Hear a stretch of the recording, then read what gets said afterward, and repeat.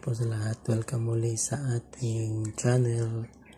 For today's video po, requested po ito na video ni Sir Dingoy Bilyagas. Shout out po sa inyo dyan. Requested po niya ito na video, diagram po. So ito yun guys, papakita ko din sa inyo, explain ko lang po.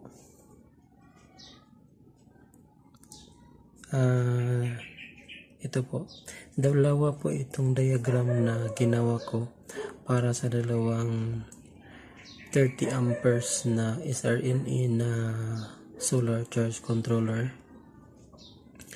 Ayan, simple lang po na diagram yan.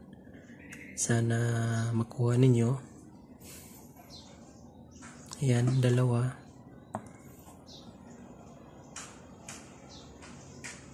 Tsaka ito, dalawa. Pangalawa. Ayan. So, ayan, yung diagram. 200 watts na, dalawang 200 watts na solar panel.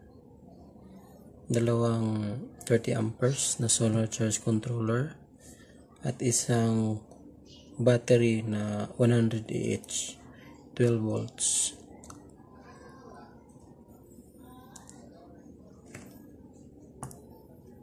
Simple lang ito na diagram guys, hindi ko na sinali yung mga breakers.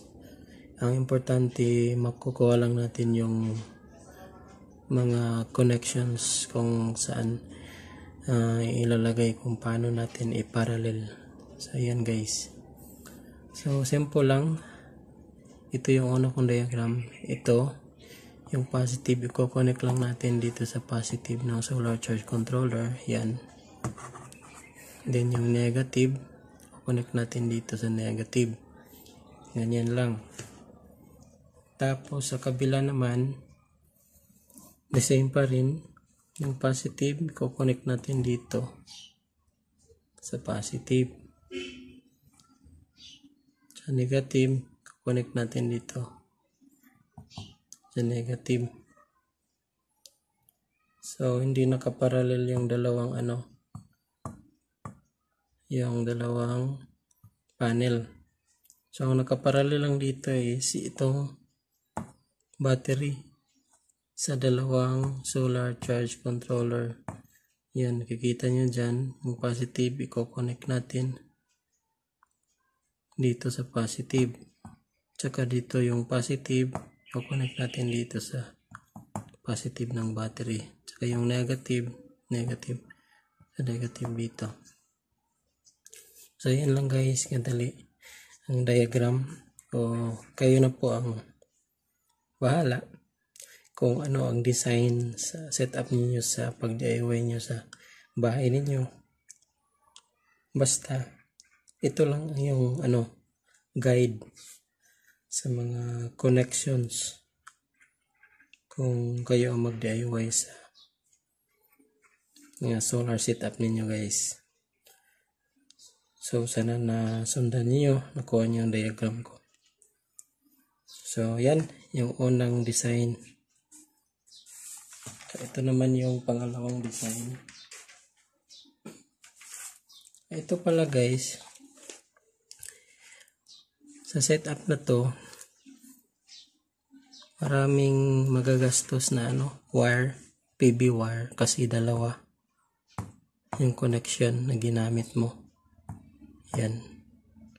O siyempre, pag dalawa, additional na naman na gastusin, bibili ka ng dalawang wire.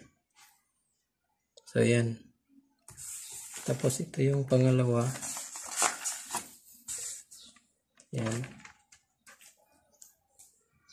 Sa setup na yan, kasave ka ng wire, PB wire. Yan. Kasi nakaseries lang itong dalawang 200 watts. So total of 400 watts po yan. Tapos yung dalawang solar charge controller, ang kaya niyang i-accept o tanggapin sa solar charge controller is 400 watts. So, pasok yung dalawang 200 watts na i-series. Kasi 12 volt system lang po itong gamit natin. So, pasok itong dalawang 200 watts na naka-series. So, 400 watts po yan. So, kayang tanggapin ng solar charge controller. Ganun pa rin guys. So, ito, naka-parallel yung solar panel sa dalawang ditong solar controllers. Tapos yung battery naka-parallel din sa dalawa na charger. So, ganun pa rin guys, yung positive kukonek natin dito sa positive sa charger. Yung negative kukonek natin dito sa negative sa charger din. Tapos dito naman sa kabila na charger, positive, connect natin dito sa positive. Negative, kukonek natin dito sa negative. Tapos yung battery naman, kukonek natin yung positive dito sa battery, positive. Yung negative, kukonek natin dito. So yan, nakaparallel na yung battery sa dalawang solar charge controller.